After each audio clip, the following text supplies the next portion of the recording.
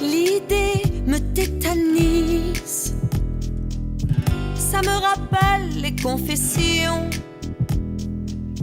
dites à voix basse dans les églises, au nom du Père, du Fils et de Saint-Émilion. J'entre à 15h précises chez le réparateur de plomb. À ma grande surprise, je tombe sur un Apollon. Tout de suite, ça motive. Je m'allonge sur le divan. Je me sens déjà comprise. J'aurais dû finir avant. Il me déstabilise, me coupe dans mon élan, me dit de rester assise, d'y aller doucement, puis d'un ton autoritaire m'expose les deux options face à face ou lui derrière. Mais c'est un peu plus long. Alors je choisis la dernière. Il me donne l'autorisation de m'allonger sur son canapé vert. Génial, je raconte ma vie à un plafond.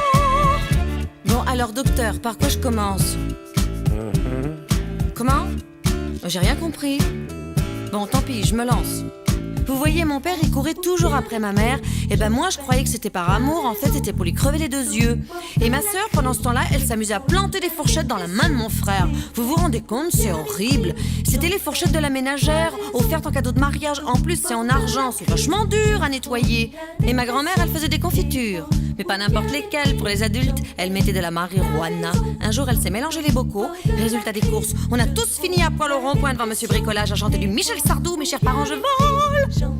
Ça a fini en garde à vue pour les adultes et puis en aspirine pour les enfants. Vous êtes toujours là, docteur? Oh, vous êtes bien un mec. J'ignorais que ma souffrance pour les oreilles d'un psy donne les mêmes somnolences qu'une bonne anesthésie. J'ai des envies de violence vu le prix de la thérapie. Je prépare ma vengeance. Je vais te développer Louis.